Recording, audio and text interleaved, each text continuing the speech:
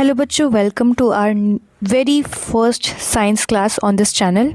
I am Kumkum Pandey and today we are going to explore something super interesting, that is atoms. If you are a class 9th student and want science explained in a simple way, then you are in a right place. So let's begin. तो बच्चों, आपने अपने आसपास देखा होगा बहुत सारे matter, जैसे कि पेन हो गया, बुक हो गया, या फिर आपकी खुद की बॉडी। ये सारी की सारी कभी सोचा है कि ये सारी की सारी चीज़ें आखिर बनी किससे हैं? तो हमें ये बात पता है कि ये जितनी भी चीज़ें हैं ये सब मैटर है ना। मैटर का मतलब क्या? Anything which occupy space and have मास, उसी को हम मैटर कह देते हैं। तो मैटर आखिर किससे बना हुआ है? तो मैटर बना हुआ है एटम से। ठीक है, बहुत पहले किसी को पता नहीं था कि एटम से भी छोटा कोई पार्टिकल होता है, यानी कि एटम के अंदर भी पार्टिकल्स प्रेजेंट होते हैं और उन्हीं पार्टिकल्स को हम क्या कह देते हैं? सब एटॉमिक पार्टिकल्स कह देते हैं। ठीक है, सब एटॉमिक पार्टिकल्स। सब एटॉमिक पार्टिकल्स का मतलब क्या? ऐसे पार्टिकल्स जो एटम के अंदर मिल रहे हैं। फॉर एग्जांपल, जैसे कि क्या मिलता है एटम के अंदर? इलेक्ट्रॉन हो गया, प्रोटॉन हो गया और न्यूट्रॉन हो गया।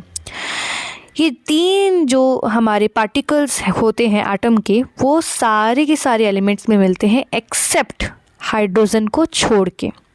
हाइड्रोजन ही एक ऐसा एलिमेंट है जिसके पास न्यूट्रॉन नहीं होता है बच्चों। उसके पास सिर्फ एक इलेक्ट्रॉन होगा, एक प्रोटॉन होगा, बट न्यूट्रॉन ज़ीरो होगा। अब आपको पता है इलेक्ट्रॉन, प्रोटॉन या न्यूट्रॉन, कुछ बच्चों को पता होगा क्या होता है, कुछ बच्चों को नहीं पता होगा।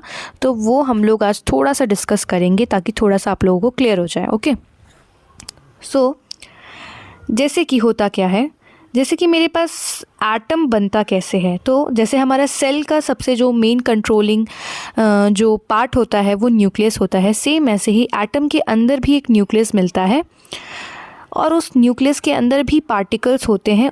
उसका नाम क्या होता है? उसका नाम होता है प्रोटॉन और एक होता है न्यूट्रॉन। ठीक है, प्रोटॉन और न्यूट्रॉन। प्रोटॉन जो होता है इसका चार्ज होता है पॉजिटिव और न्यूट्रॉन जो होता है इसका कोई चार्ज नहीं होता है, मतलब कि ये होता है न्यूट्रल, यानी कि इसका चार्ज नहीं होगा तो हम इसको ज़ीरो कंसिडर करेंगे। ओके, ये तो प्रेजेंट होते हैं, ये दोनों के दोनों जो प्रोटॉन और न्यूट्रॉन होते हैं, इन दोनों ने एकदम कस के एक दूसरे को पकड़ रखा होता है।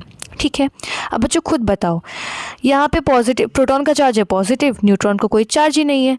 इसका मतलब क्या है कि न्यूक्लियस का जो चार्ज होता है वो होता है पॉजिटिव। अब न्यूक्लियस के अराउंड, उसके सराउंडिंग में शेल्स प्रेजेंट होते हैं, ठीक है, या फिर एनर्जी लेवल्स। इसमें इलेक्ट्रॉन कंटिन्यूअसली रिवॉल्व करते रहते हैं। जैसे कि हमारे सोलर सिस्टम में सन बीच में होता है और सारे के सारे प्लैनेट्स उसके सन के अराउंड में घूमते रहते हैं, घूमते रहते हैं, घूमते रहते हैं। ठीक है, सेम ऐसे ही इलेक्ट्रॉन भी न्यूक्लियस के अराउंड घूमता रहता है, घूमता रहता है, घूमता रहता है।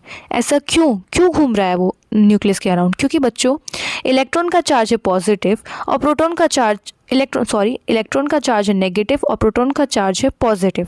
तो हमें अच्छे से पता, बचपन से पढ़ते आ रहे हैं कि नेगेटिव और पॉजिटिव अट्रैक्ट ईच अदर। यही रीज़न है कि इलेक्ट्रॉन हमेशा न्यूक्लियस के अराउंड घूमता रहता है। ठीक है, तो अब हम बात करते हैं इसके मास के बारे में। चार्ज के बारे में बात आ गया, अब हम इसके मास के बारे में पढ़ेंगे, मास के बारे में। ओके, तो प्रोटॉन और न्यूट्रॉन का जो मास होता है ये इलेक्ट्रॉन के कंपैरिजन में बहुत ज़्यादा मास होता है। कितना ज़्यादा? आप लोग ऐसे समझ सकते हो जैसे कि एक हाथी है और हाथी क्या है? आप प्रोटॉन और न्यूट्रॉन को हाथी समझ सकते हो और इलेक्ट्रॉन को आप एक चींटी समझ सकते हो, छोटी सी। तो जैसे कि अगर आप हाथी के ऊपर छोटी सी चींटी रख दोगे तो कोई ज़्यादा फर्क तो पड़ेगा नहीं भाई हाथी के मास के ऊपर। सेम ऐसे ही है, इसमें भी है। एटम के अंदर भी प्रोटॉन और न्यूट्रॉन का मास हाथी के बराबर बहुत ज़्यादा है और इलेक्ट्रॉन का मास एकदम चींटी के बराबर है। तो इसीलिए ऐसा यहाँ पर आपके एनसीईआरटी में भी लिखा हुआ है कि जो एटम का सारा मास होता है वो उसके न्यूक्लियस में होता है। ठीक है, इलेक्ट्रॉन के मास को हम कंसिडर नहीं करते हैं क्योंकि वो नेग्लिजिबल होता है, ना के बराबर। ठीक है, अगर आप लोग को पता भी करना है कि कितना मास होता है प्रोटॉन का, न्यूट्रॉन का या फिर इलेक्ट्रॉन का, तो मैं बता देती हूँ। प्रोटॉन का जो मास होता है वो होता है प्रोटॉन का जो मास होता है वो होता है 1.6726 इंटू 10⁻27 किलोग्राम। इसका मतलब क्या है? -27 का मतलब क्या होता है बच्चों? यहाँ पे सिर्फ 27 नहीं है, यहाँ पे -27 है। इसका मतलब है कि 1 के पीछे 26 0 जब आप लोग लगाओगे ना, तब जा कर के आ जाएगा ये एक्चुअल में वैल्यू। मतलब कि 0.000026 टाइम्स फिर जाके 1 किलोग्राम, मतलब इतना कम है इसका मास। अगर हम लोग अभी आज यहाँ के हमारे आसपास की चीज़ों, जो भारी भारी आलू हो गए, टमाटर हो गया, इन सब से बहुत ज़्यादा कम होता है मास, क्योंकि 0.0000 करके इतना होगा प्रोटॉन का मास। ओके, अब हम लोग न्यूट्रॉन का मास देखते हैं। न्यूट्रॉन का जो मास होता है वो प्रोटॉन से हल्का सा ज़्यादा होता है, हल्का सा, बिल्कुल। कितना बता देती हूँ। 26 को अगर मैं हटा के यहाँ पे अगर मैं 50 लिख दूँगी तो हमारा आ जाएगा किसका मास? न्यूट्रॉन का मास। ओके बच्चों, तो ये न्यूट्रॉन का मास है। अब मैं आप लोगों को इलेक्ट्रॉन का मास दिखाऊंगी।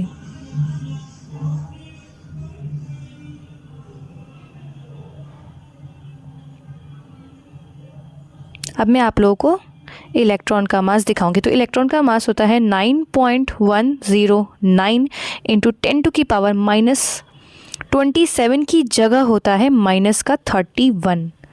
ठीक है, -31 मतलब समझ रहे हो? 9 के पीछे 30 0, कहाँ 27 0, कहाँ 30 0। तो इसीलिए इलेक्ट्रॉन का जो मास है वो प्रोटॉन और न्यूट्रॉन के कंपैरिजन में बहुत ज़्यादा कम होता है। तो ये आप लोगों को पता चल गया इतना। तो अब थोड़ा सा हम लोग थ्योरी पढ़ लेते हैं। तो क्या लिखा हुआ है? Atoms are made up of 3 subatomic particles का बना हुआ है, electron, proton and neutron, except hydrogen. Hydrogen सिर्फ और सिर्फ एक इलेक्ट्रॉन और एक प्रोटॉन का बना हुआ है, नो न्यूट्रॉन। इलेक्ट्रॉन का जो चार्ज होता है वो नेगेटिव चार्ज होता है, प्रोटॉन का चार्ज होता है वो पॉजिटिव चार्ज होता है, और जबकि न्यूट्रॉन का कोई चार्ज नहीं होता है, इसीलिए हम उसको न्यूट्रल कह देंगे। Proton and neutron present in small nucleus at centre of atom, मतलब कि प्रोटॉन और न्यूट्रॉन एक छोटे से न्यूक्लियस में प्रेजेंट होता है, और वो जो न्यूक्लियस है वो एटम के बिल्कुल सेंटर पे प्रेजेंट होता है। जैसे कि हम इस डायग्राम में देख सकते हैं, ये होता है हमारा न्यूक्लियस, और ये जो अगल बगल घूम रहे हैं रिंग्स आप लोग को जो दिख रही हैं, ये होते हैं शेल्स। ओके, एक और डायग्राम हम देख सकते हैं, जैसे कि ये रहा हमारा, बीच में जो है वो है न्यूक्लियस।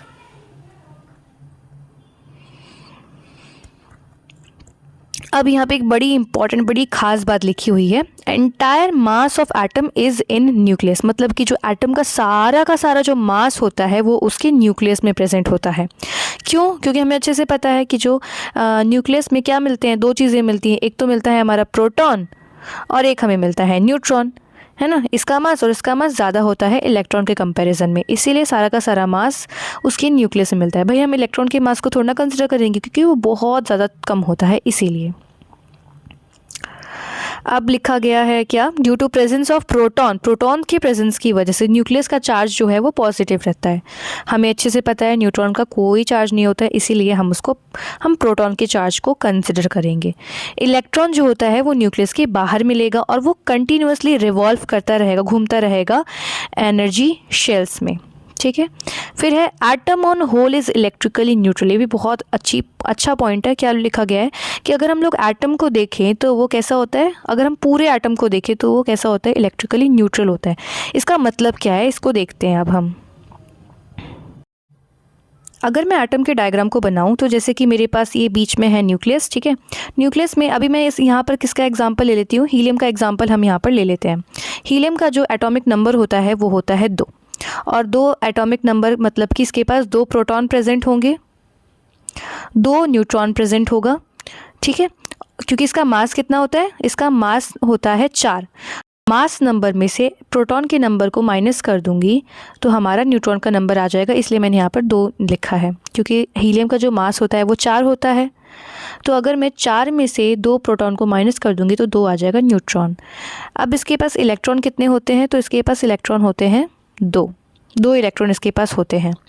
अगर आप 2 प्रोटॉन को और 2 इलेक्ट्रॉन को माइनस कर दोगे, मतलब प्रोटॉन का चार्ज होता है पॉजिटिव, इलेक्ट्रॉन का चार्ज होता है नेगेटिव, तो इन दोनों को अगर आप माइनस कर दोगे तो आंसर कितना आ जाएगा, 0। इसीलिए हम कहते हैं कि एटम जो पूरा का पूरा एटम होता है वो इलेक्ट्रिकली न्यूट्रल होता है। अब बोला गया atoms of different elements differ in number of electrons, proton and neutron. सही बात है भाई, अलग अलग एलिमेंट्स जो भी हैं, जैसे सोडियम हो गया, हीलियम हो गया, नियॉन हो गया, कैल्शियम हो गया, इन सारे के सारे जो एलिमेंट्स होते हैं इन सबका एटॉमिक नंबर डिफरेंट होता है। और एटॉमिक नंबर अलग होगा तो भाई नंबर ऑफ़ प्रोटॉन्स अलग होंगे, नंबर ऑफ़ इलेक्ट्रॉन्स अलग होंगे। इसीलिए डिफरेंट एलिमेंट्स का number of proton, electron and neutrons का भी नंबर डिफरेंट होता है। तो जैसे आप लोग ये डायग्राम देख सकते हो, ये तो था थोड़ा बहुत इंट्रोडक्शन स्ट्रक्चर ऑफ एटम के बारे में। अब बोला गया चार्ज्ड पार्टिकल इन मैटर, मतलब कि भाई मैटर जो होता है, मैटर के अंदर कैसे पार्टिकल्स मिलते हैं, बिल्कुल चार्ज्ड पार्टिकल्स मिलते हैं। ठीक है, चार्ज्ड पार्टिकल्स कौन से, न्यूट्रॉन का तो कोई चार्ज ही नहीं है, तो मतलब कि प्रोटॉन उसका चार्ज होता है पॉजिटिव और न्यूट्रॉन उसका चार्ज होता है नेगेटिव, ये दोनों होते हैं चार्ज्ड पार्टिकल्स। ठीक है, तो आगे की चीज़ें मैं आपको बाद में एक्सप्लेन करूँगी। So if this video made atoms easy for you, show some love, like, share and subscribe. If you have any queries, feel free to ask in the comment section. I reply to every question. Thank you for watching. See you in the next video. Thank you guys.